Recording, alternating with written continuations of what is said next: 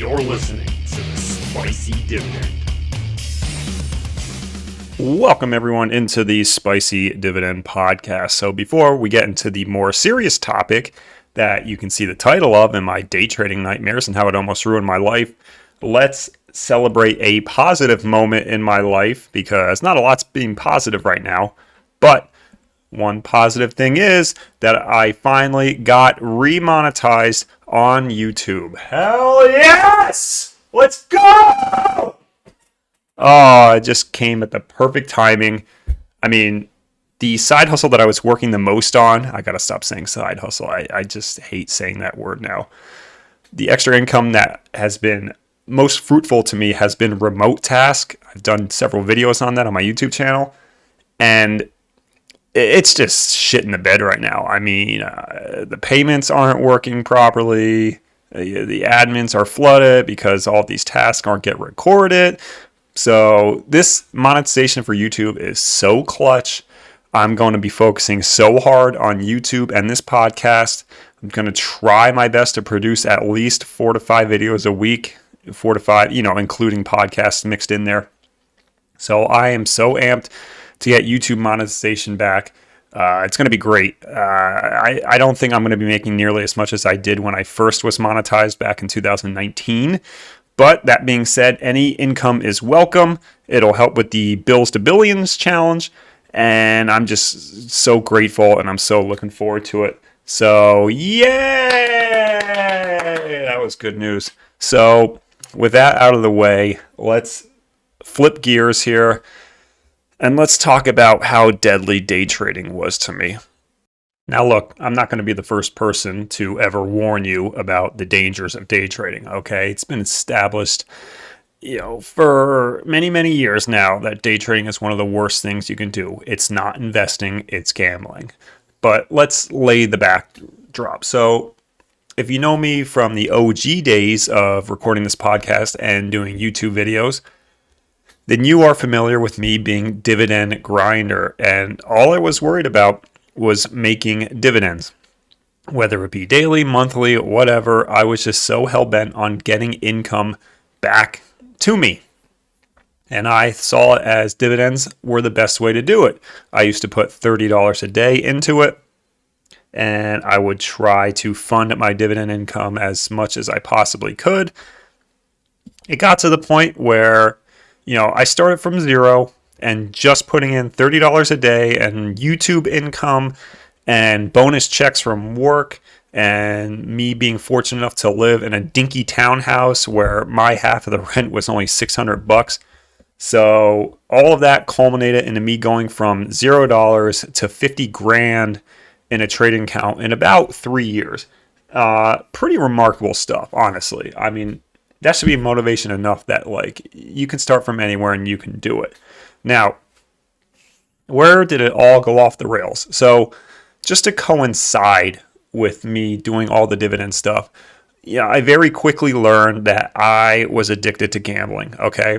So my dividend investing started back in 2017, 2018 range. How old was I? I was mid-20s at the time, so more than of age to go to the casinos and whatnot. And the gambling started way back, even back as grade school, playing poker in Catholic school, Texas Hold'em, all when Chris Moneymaker won it, and everyone's just like, oh my God, I love poker, anyone can win it. And I started gambling then. Now, I liked poker, but it wasn't my favorite thing.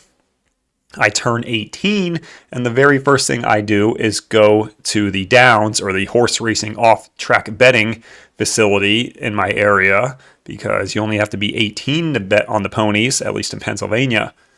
And I fell in love with that. Now, I didn't understand it at first, but me being an aspiring accountant at the time, I took one look at the past performance sheets for the ponies, and I'm like, oh my God, it's all numbers, it's all analytical, it's logical. I love it, right? It just immediately clicked for me. And I can vividly remember asking my dad when he went to the bank every Friday, I'm like, get $20 in $1 bills and give them to me. He probably thought I was going to like the strip club or something, but no, I was going with my friends, and he knew. I took pictures just to prove I was there too. But I would take it. I would go to the off-track betting every Friday night with my buddies, and I would just take $2 at a time, go to the teller and say, hey, I want, $1 exacta box, or I want $2 win bet on blah, blah, blah, blah, blah. Tampa Bay Downs, number 7 horse, race 9, $2. And so I couldn't lose any more than $20. So obviously it was very controlled. I didn't even have a debit card at the time. So that's why I had to ask my father to give me $20. And I mean, it was my own money. He took it out of my account. But still, you get where I'm going with this. The gambling addiction started very young. And as I started going to the casino when I would first turned 21, luckily my neighbor who grew up to be my best friend since second grade, it was so lucky that he was the same age as me. Even though we didn't go to the same grade school, we went to the same high school. So we're still friends to this day. Been friends since second grade. But I turned 21 in March. He turned 21 in June. And as soon as he turned 21 in June, the casino trips were almost daily because I couldn't get any summer jobs just that year. That was the only year in my life where I could not get a good summer job, was when I turned 21. So I helped my brother-in-law weed whack for his grass cutting business. But I mean, that was maybe 2 to 3 days a week. And I was making maximum like $100 to $120 a week. So under the table, yeah, but almost nothing. So what happened is that my buddy got into like a little fender bender or whatever, and he got injured a little bit. Nothing too severe, but he couldn't work. So he had a rental truck. He couldn't work for about 4 months, and he was getting unemployment. Meanwhile, I had maybe like $400 in my bank account. But nonetheless, we went to the casino, and this is where the real addiction started, because I cannot make this up. We would go like every single day, and we would win like 85% of the time. I don't know how it's possible, but we just did. I mean, they weren't large amounts, but it's almost like we treated it as a business transaction. So what we would play is craps. I would bet only one number, number 9. He would bet one number, number 6. And we would walk in there with maybe like $50. And every day we would profit like $30 to $40, and we'd just leave. And it was amazing. It was one of the best times of my life. We would get free comp. So we'd be going to the buffet, or he would love to get his crepes. We would do that like every week because it was free from comps. We'd be making like $30 to $40 every single day just from doing this. So it's like I didn't even need a job at the time because I had this going for me. It was crazy. And, it's like any drug when the saying is, the first one's free. So you can see how the gambling addiction started. So in my mid-20s, when I moved in with my now wife in the townhouse, that's when I really started getting into dividend investing. So I would do my dividend investing. Meanwhile, the daily casino trips obviously stopped because I moved like an hour away from the casino, so it was no longer feasible. But there were times where, once every 2 to 3 weeks, I would make the trip with my buddy who I just talked about, and we would still go to the casino. But these weren't $50 anymore. No. These were minimum $300 a trip. So obviously the winning streak has stopped majorly. But one more event happened, and that was in 2017, coinciding with the dividend investing. And that's my algorithm for the Kentucky Derby. It paid off better than I could have ever imagined. And I won $8,600, able to pay for my wife's wedding ring and wedding band. And yeah, it was amazing. It was the same time I caught the foul ball at the Phillies game. I will win this $8,600 on the Kentucky Derby. So gambling is just the greatest thing on earth, right? Well, gambling then started to coincide with investing. And investing was, for me at the time, it was only dividend investings, right? And then once COVID started in 2020, I told my wife, I'm like, look, the market is tanking. Like, we need to invest, right? And at the time, all my gambling losses were amplified because just started working from home. All of the apps, at least in Pennsylvania, you can do online gambling. I'm playing live roulette, live blackjack, losing hundreds of dollars a week. So the gambling losses are already amplifying. And this is at the time I told my wife, look, we saved a lot of money. The market's at an all-time low. Let's invest in the market. And I told her, this is what I'm going to do. I'm going to invest in the S&P 500, and I'm just going to sell covered calls on it. So worst case scenario, we were just in the market long term. Well, like any true degenerate, that's what I started to do. For the first month, that's all I did was buy SPY, 200 shares, I believe, and I sold covered calls. I think it was 200. It was around like $70,000 worth, right? And, I'm sitting there. I'm working from home. It's lunchtime, so I don't have to work. And I'm like looking at the stock market. And I'm like, you know what? Now that I don't have to worry about the day trading rules, since I have over 25K in my account, let's just try it out, right? And there was a little successes in there. I tried to be as cautious as possible. And, how cautious can you realistically be with day trading? Not that cautious, but nonetheless, I did it through E-Trade, and if you don't have their pro trading, you need a really, really quick, you need a platform designed for day trading, or else day trading, it's just not possible, okay? And I was stubborn, and I just tried it with E-Trade's normal trading platform anyway, setting, what's the word I'm looking for? Just setting limits, setting sell-off limits. So when it reached the price, I would automatically sell it or whatever. And if you don't have a platform that's designed to do that really quickly, you can find yourself in a lot of trouble. You're not able to get out of positions fast enough. By the time you're putting in the stop loss, there you go. By the time you put in the stop loss, it already tanked, and it says you can't do it because it's already below the price. So you put it even lower to below the price, but it dipped below that price. So as you can see, it gets really ugly really quick. So the first 2 weeks that I tried day trading, I think I made $200, with 70K worth of trading. That's really nothing. And that should have been the warning sign right there to be just to stop. But I kept going, right? Long story short, I was in one position where I forgot to do a stop loss. I went to the bathroom and this thing just tanked. Now it was being volatile all day. It was up 100%. And then I got into it and it was fluctuating. I'm like, all right. And I went to the bathroom and I came back and it tanked, right? Just in that brief 2 minutes that I was gone. Long story short, I ended up losing $10,000, right? Now at the time, I lied to my wife. I did not tell her I was day trading.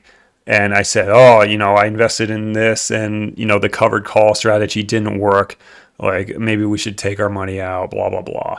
So that's the true tell sign of you have a gambling problem. And this is why day trading is gambling. Day trading is not investing. Day trading is gambling. You get the same exact dopamine rush when you are successful in a day trade, and you get the same rage, anger, embarrassment, all the signs, depression. You get all the signs of a gambling addiction when you're losing on day trades as you do with gambling. It's not investing. It never is. Less than 0.1% of people who do day trading are going to be successful in the long term. But that was that, right? Just 10K. Well, fast forward another year, and there's a position that I really liked, and I spent 2 hours trying to convince my wife, let's just put the money here and just let it go. I have a really good feeling that this position, I'm not going to say what it is. I have a really good feeling that this position, it would have broke even if we just kept our money in. I'm like, I really like it. I'd spent 2 hours convincing her. Let's do it again. So being the degenerate I am, it lasted all a week before I started day trading again. And that's where shit hit the fan. I was back into the office. I can remember doing this, and I was trying to do it in between work meetings, in between my job, on my laptop. And it was just a mess. But what ultimately happened is, I can remember this very vividly too. It was ticker symbol EYES, EYES. And I remember that day they went up like 600%, something ridiculous. Some kind of ridiculous news came out about them, and I tried to hop in, right? And I can remember that I did the trade. It was like $60,000 in this position. And as soon as I put it in, my boss just comes over and it's like, look, can you join me on this meeting that I'm having? It's nothing serious or anything. But, what I'm going to say, no. But I didn't get time to set a stop loss.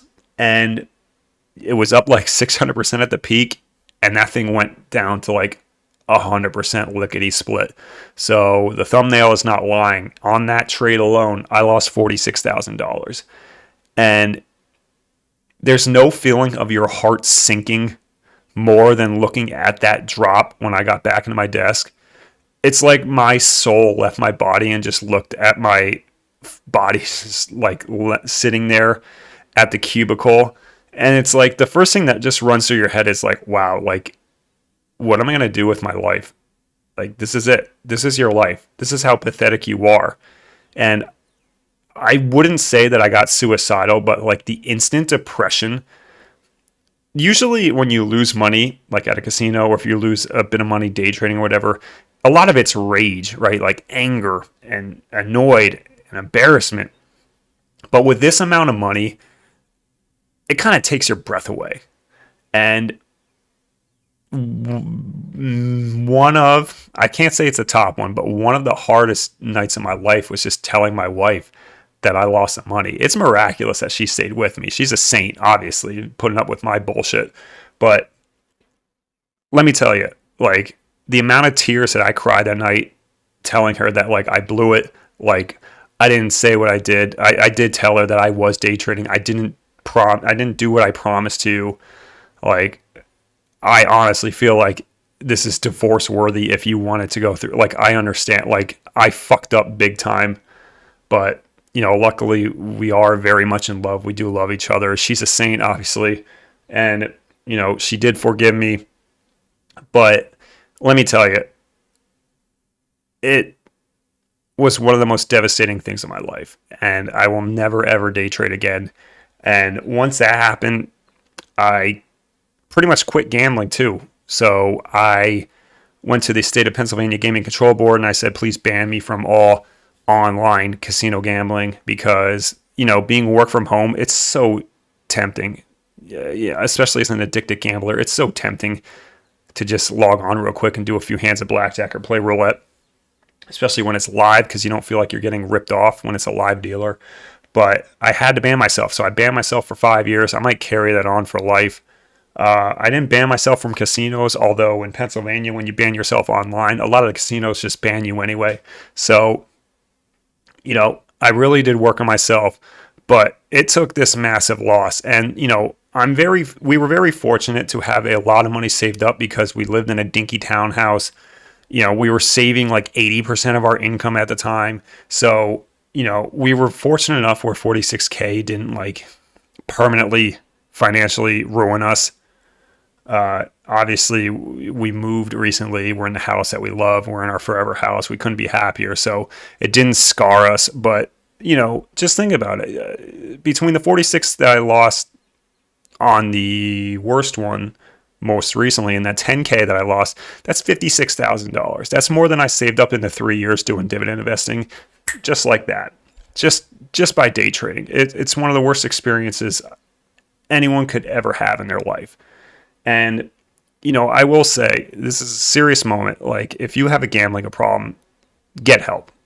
You need to recognize that you have a problem. And, I was fortunate enough where I didn't gamble to the bone where I couldn't pay off bills or pay the rent or anything like that.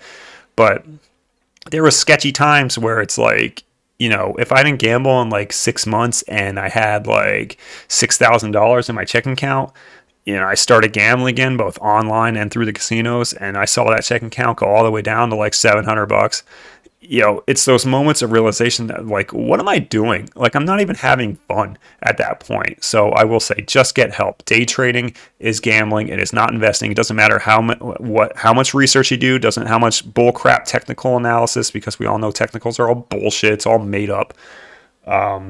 If it was real, anyone could just design bots and make money and be millionaires. And, I like to fool myself into thinking that I did all the research into day trading beforehand, like, doing technical analysis and also doing, listening to that Asian guy on YouTube, like, oh, just gamble like you're in a casino. You trade for a 1 loss unit, but you only gain 3 units win when you do win. And it's just not real in practice. So that's my story. Hope you enjoyed it. Hope you enjoyed this episode. A little sombering, but hey, look at the bright side. I'm back on YouTube monetization. So I hope you enjoyed the episode. I'll see everyone in the next one.